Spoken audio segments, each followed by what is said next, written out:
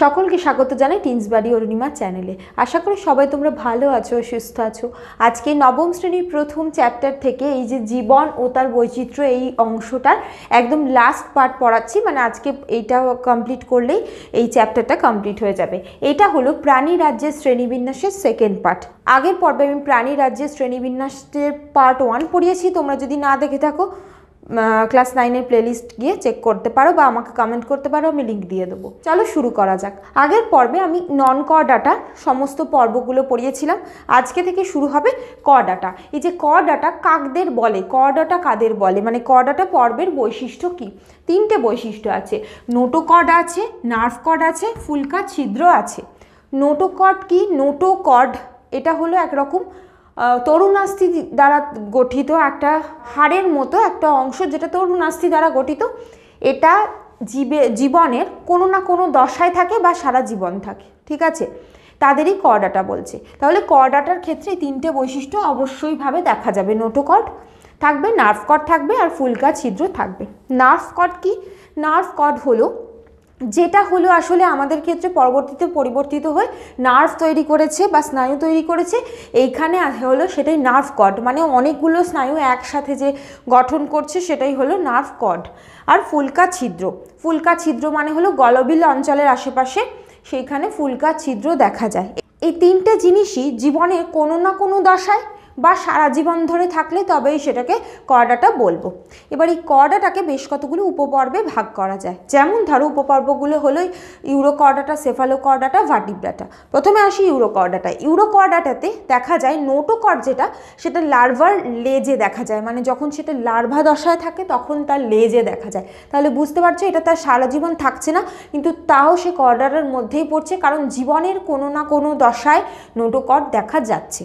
Next point হলো এদের দেহ প্রোটিন ও সেলুলোজ দ্বারা গঠিত, টিউনিক দ্বারা আবৃত। মানে টিউনিকটা হলো প্রোটিন আর সেলুলোজ দিয়ে গঠিত এমন একটা আবরণ যেটা এদের দেহে দেখা যাচ্ছে। তৃতীয় হলো গলবিলে অসংখ্য ফুলকা ছিদ্র এদের দেখা যাচ্ছে। তাহলে এক্ষেত্রে ক ডাটা পর্বের যে বৈশিষ্ট্য সেটাকে স্যাটিসফাই করছে। তারপর হলো এদের দেহে কোনো সিলোম নেই, ঠিক আছে? তাহলে এই বৈশিষ্ট্যগুলো হলো তোমার ইউরোকর্ডাটার বৈশিষ্ট্য। ইউরোকর্ডাটার উদাহরণ কি? অ্যাসিডিয়া, লার্ভাসিয়া এরা। এবার আসি পরের উপপর্বে, সেটা হলো সেফালোকর্ডাটা। দেখো সেফালো শব্দটা একটা গ্রিক শব্দ যেটার অর্থ হলো মাথা। এই জাতীয় প্রাণী, মানে এই উপপর্বের যে সমস্ত প্রাণী তাদের দেহে কিন্তু সত্যি কোনো ব্রেন নেই। এদের দেহের যে নোটোকর্ড, সেই নোটোকর্ডটাই বর্ধিত হয়ে মস্তিষ্ক আছে। মানে এদের যদি ছবি দেখলে বুঝতে পারবে যে এদের কোনো মস্তিষ্ক নেই। দেখো এখানে আমি একটা ছবি দিয়ে দিয়েছি, এটা অ্যামফিঅক্সাসের ছবি। এটা একরকম সেফালোকর্ডাটার মধ্যে পড়ে, উপপর্ব সেফালোকর্ডাটার মধ্যে পড়ছে। এদের কিন্তু কোনো রকম মস্তিষ্ক নেই। তাহলে এই বৈশিষ্ট্যটা প্রথমে তোমরা লিখতে পারো। পরের বৈশিষ্ট্য হলো নোটোকর্ড পৃষ্ঠদেশের তুণ্ড থেকে লেজের শেষ ভাগ অবধি বিস্তৃত। দেখো খেয়াল করে দেখো, তুণ্ড বলতে কি? যে কোনো প্রাণীর তুণ্ড বলতে এই মুখের অংশটা বোঝায়। কুকুরের ক্ষেত্রে যেমন মুখের সম্মুখ ভাগ যে অংশ সেটাকে তুণ্ড বলে, এদের ক্ষেত্রে পৃষ্ঠদেশের তুণ্ড বোঝাতে চাইছে, মানে পিঠের দিক থেকে যে তুণ্ড মতো অংশ ওইটাকেই মস্তিষ্ক হিসাবে ধরা হয়। প্রপার মস্তিষ্ক এদের ক্ষেত্রে নেই।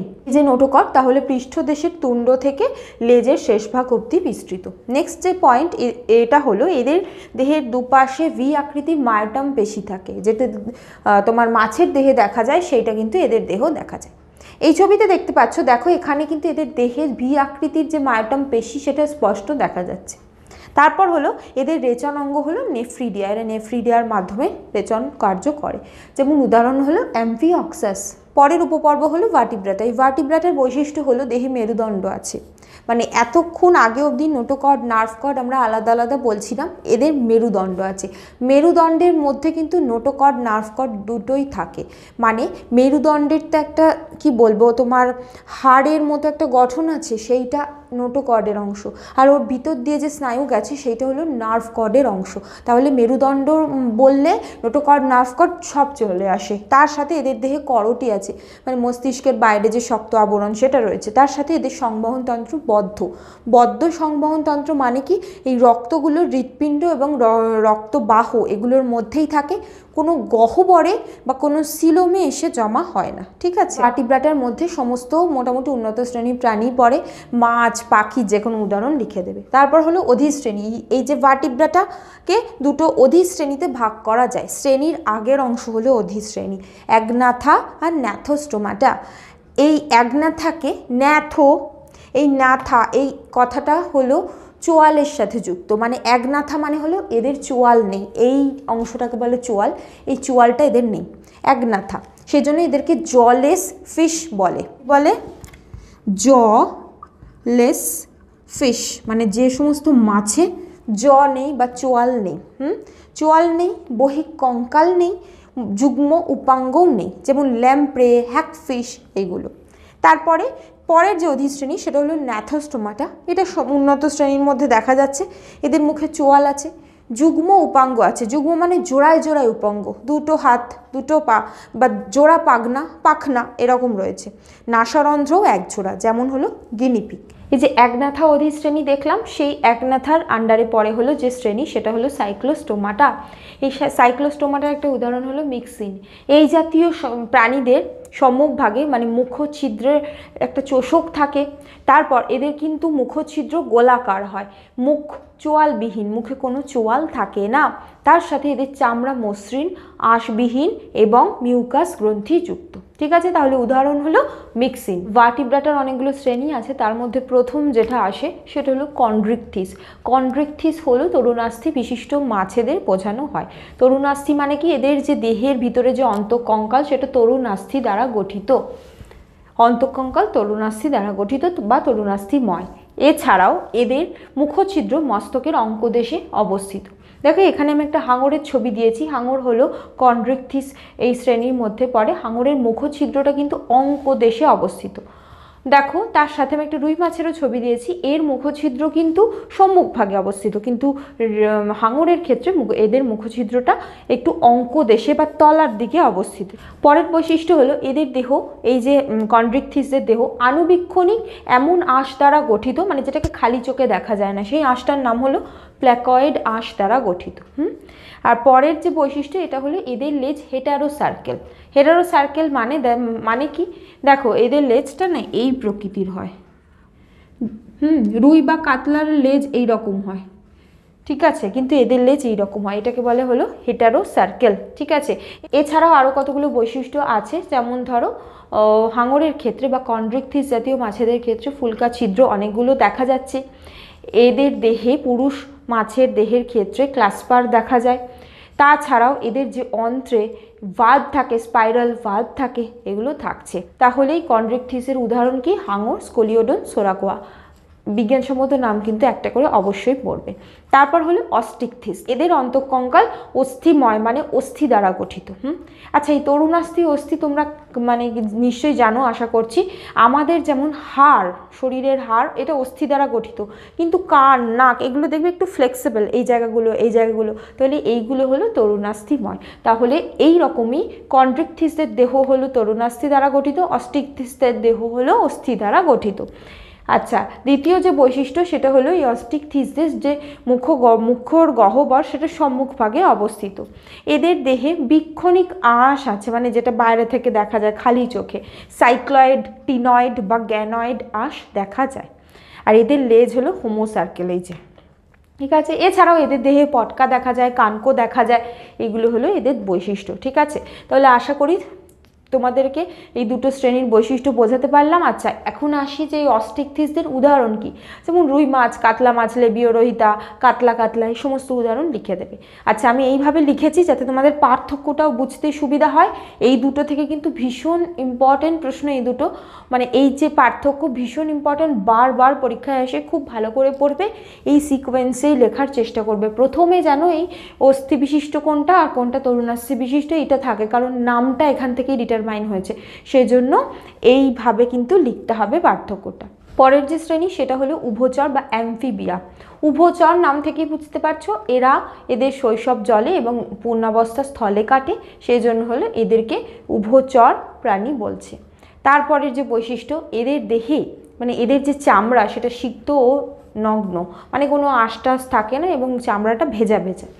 তারপর এদের যে বৈশিষ্ট্য, এদের সামনের পায়ে 4টে আঙুল থাকে, পশ্চাৎ পদে 5টা আঙুল থাকে, প্রত্যেকটা পদেই কিন্তু কোনো নখ থাকে না। তারপরে যে বৈশিষ্ট্য, এদের দেহের প্রান্তে অবসারণী ছিদ্র থাকে। তারপর হলো এদের যে হৃৎপিণ্ড, এই হৃৎপিণ্ডে 2টো অলিন্দ, একটা নিলয় থাকে। যেমন ধরো কুনো ব্যাং, তারপর তোমার সোনা ব্যাং। কুনো ব্যাঙের বিজ্ঞানসম্মত নাম পড়বে বুফো মেলানোস্টিকটাস, আর সোনা ব্যাঙের নাম পড়বে রানা টাইগ্রিনা। এই উভচরের দেহে কিন্তু 10 জোড়া করটি স্নায়ু দেখা যায়। এবার আসি এই যে সরীসৃপ বা রেপ্টেলিয়া, এদের দেহ কিন্তু শুষ্ক এবং এদের দেহে আঁশ দেখা যায়। তাহলে যে সেই আঁশের নাম হলো এপিডার্মাল। এদের যে ত্বক সেটা ছিল নগ্ন, এদের কিন্তু এপিডার্মাল আঁশ দ্বারা আবৃত। এটা একটা পার্থক্য হয়ে গেল। আমি এইভাবেই লিখেছি যাতে তোমাদের পার্থক্যও পড়া হয়ে যায়, তার সাথে বৈশিষ্ট্যও পড়া হয়ে যায়। তারপর হলো এদের প্রত্যেকটা মানে পদেই 5খানা করে নখযুক্ত আঙুল থাকে। মানে এদের সামনের পদে 4টে, পশ্চাৎ পদে 5টা করে ছিল, কোনোটাতেই নখ ছিল না। এদের প্রত্যেকটা পদে 5টা করে আঙুল এবং প্রত্যেকটাতে নখ আছে। এদের অবসারণী ছিদ্র আড়াআড়িভাবে অবস্থিত। আড়াআড়িভাবে মানে ধরো এটা একটা টিকটিকি, এটা ধরো টিকটিকি, এইরমভাবে অবস্থিত অবসারণী ছিদ্র, ঠিক আছে, আড়াআড়িভাবে অবস্থিত। তারপর হলো এদের যে হৃৎপিণ্ডে 2টো অলিন্দ এবং একটা অর্ধবিভক্ত নিলয় দেখা যায়। আচ্ছা, এখান থেকে একটা ছোট প্রশ্ন আসে, খুব গুরুত্বপূর্ণ, সেটা হলো সরীসৃপ হওয়া সত্ত্বেও হৃৎপিণ্ডের 4টি প্রকোষ্ঠ দেখা যায়, মানে 2টো অলিন্দ 2টো নিলয় দেখা যায় কোন প্রাণীর দেহে? সে সরীসৃপ, কিন্তু 4টে প্রকোষ্ঠ দেখা যায়। তাহলে এই বৈশিষ্ট্যটার এক্সেপশনও আছে, সেটা হলো কুমির সরীসৃপ হওয়া সত্ত্বেও তার দেহে 2টো অলিন্দ 2টো নিলয়, মোট হৃৎপিণ্ডের 4টে প্রকোষ্ঠই দেখা যাচ্ছে। তাহলে এর উদাহরণ লিখে দেবে সাপ, টিকটিকি। সাপের বিজ্ঞানসম্মত নাম হলো ন্যাজা। তারপর টিকটিকির বিজ্ঞানসম্মত নাম হলো হেমিডাকটাইলাস ফ্লুভিভিরিডিয়াস। এখন আসি পরের বৈশিষ্ট্য, সেটা হলো পক্ষী। আচ্ছা, এখানে আমি তুলনা হিসেবে লিখেছি বলে নেইগুলো লিখেছি, এই যে যেমন কর্ণছত্র নেই, স্তনগ্রন্থি নেই, কিন্তু যেগুলো নেই এগুলো বৈশিষ্ট্য হিসেবে লেখার সময় লেখার প্রয়োজন নেই, ঠিক আছে। এটা তুলনা হিসেবে লিখেছি বা মানে তোমার পার্থক্য লিখেছি বলে লিখেছি, ঠিক আছে। প্রথম হলো এই পক্ষী শ্রেণীর দেহে, পক্ষী বললে কি মনে আসে? এদের দেহ পালক দ্বারা আবৃত, এদের যে অগ্রপথ ডানায় রূপান্তরিত, এদের যে চোয়াল মানে এদের যে ঠোঁট সেটা চঞ্চুতে রূপান্তরিত, এদের চোয়ালে কোনো রকম দাঁত থাকে না। আর এদের দেহে যে স্টারনাম সেটা কিল অস্থিতে রূপান্তরিত হয়েছে, ঠিক আছে। স্টারনাম মানে হলো আমাদের পাঁজরগুলো যেখানে জড়ো হয়েছে সেই জায়গাটায় স্টারনাম, সেই জায়গাটা সরু হয়ে কিল অস্থিতে পরিণত হয়েছে। এদের অগ্রপথ ডানাতে রূপান্তরিত হয়েছে, যেমন উদাহরণ লিখবে পায়রা, ময়ূর, এগুলো। তারপরে আসি হলো স্তন্যপায়ী, এদের দেহ লোম দ্বারা আবৃত। মানে স্তন্যপায়ীর বৈশিষ্ট্যগুলো হলো, প্রথম হলো এদের দেহ লোম আছে, কর্ণছত্র আছে। কর্ণছত্র মানে এই যে কানের এই অংশটা আছে, ঠিক আছে। কর্ণছত্র আছে, পল্লব লোম মানে চোখেতে এই যে আমাদের যে আইল্যাশ সেটা আছে, পল্লব লোম আছে। তার সাথে আরও একটা বৈশিষ্ট্য, সেটা হলো স্তন গ্রন্থি আছে। ম্যামেলদের প্রধান 3টে বৈশিষ্ট্য হলো স্তন গ্রন্থি আছে, কর্ণছত্র আছে, দেহ লোম আছে, চোয়াল আছে, ঠিক আছে। আমাদের এই যে চোয়াল সেটা একখানা হাড় দ্বারায় গঠিত, সেই চোয়াল আছে, চোয়ালে দাঁত আছে, এগুলোই হলো তোমার ম্যামালসদের বৈশিষ্ট্য। আচ্ছা, এদের সেই জন্য আমি দেখো এর সাথে মানে তুলনা করার হিসাবে লিখেছি উড্ডয়ন পেশি নেই, এদের দেহে কিন্তু মধ্যচ্ছদা আছে, বক্ষ আর উদরের মাঝে মধ্যচ্ছদা আছে, যেমন এখানে মানুষ, তারপর তোমার র্যাবিট, এই সমস্তগুলো লিখতে পারো। আশা করি তোমরা বুঝতে পেরেছো। আজ এই পর্যন্তই। তোমাদের যদি কোনো প্রশ্ন থাকে কমেন্ট করো, আর তোমরা এই ভিডিওটাকে লাইক করো, বন্ধুদের মধ্যে শেয়ার করে দিও, আর সাবস্ক্রাইব করো। তার সাথে আমি আমার ইনস্টাগ্রাম হ্যান্ডেলও দিয়ে দিয়েছি, তোমরা যদি চাও আমাকে ফলো করে নিতে পারো। Thank you.